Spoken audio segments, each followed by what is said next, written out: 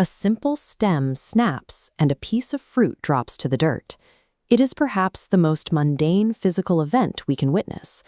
For centuries, early astronomers assumed that the Earth and the heavens were governed by separate physical laws. They saw a falling apple and a moving star as belonging to two entirely different cosmic realms. This cross-section shows the apple being pulled along a perpendicular line, straight toward the planet's center of mass. The concept of down is an effect of this specific geometry. This raises a problem.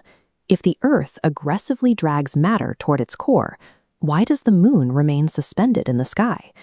Resolving this requires a single, unified set of rules that accounts for both the piece of fruit hitting the dirt and a massive rock suspended in the vacuum of space. The engine driving these events is the law of universal gravitation. This invisible, attractive force exists between any two pieces of matter in the cosmos. We can calculate the strength of this attraction by multiplying the masses of the two objects and dividing by the square of the distance between their centers. Newton's first law, the law of inertia, explains that an object resists changes to its velocity. The apple would hang on the branch indefinitely if gravity didn't act as an unbalanced external force to pull it. Newton's third law reveals that forces occur in identical pairs.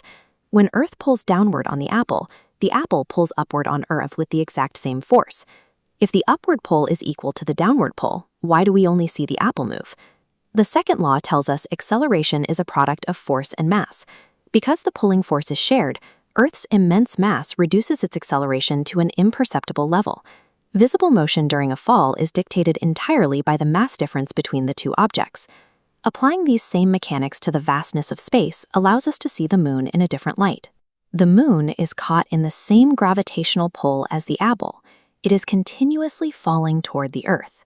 Without Earth's gravity, the moon's inherent velocity causes it to fly off in a straight line forever. Universal gravitation interrupts that path, constantly tugging the moon toward Earth's center. The combination of sideways velocity and constant downward pull creates a continuous curve matching the Earth's curvature. In a stable orbit, an object falls indefinitely, traveling with enough forward momentum to constantly miss the ground. This illustrates scale invariance. The forces pulling a piece of fruit to the dirt also anchor celestial bodies in their orbits. This principle extends to the entire solar system, where the immense mass of the sun holds the planets in their tracks. This realization removed arbitrary borders between Earth and the stars, revealing a shared mechanical reality. The physics of a backyard provides the mechanical rules for the entire cosmos. Every object pulls on every other object. Nothing acts in isolation.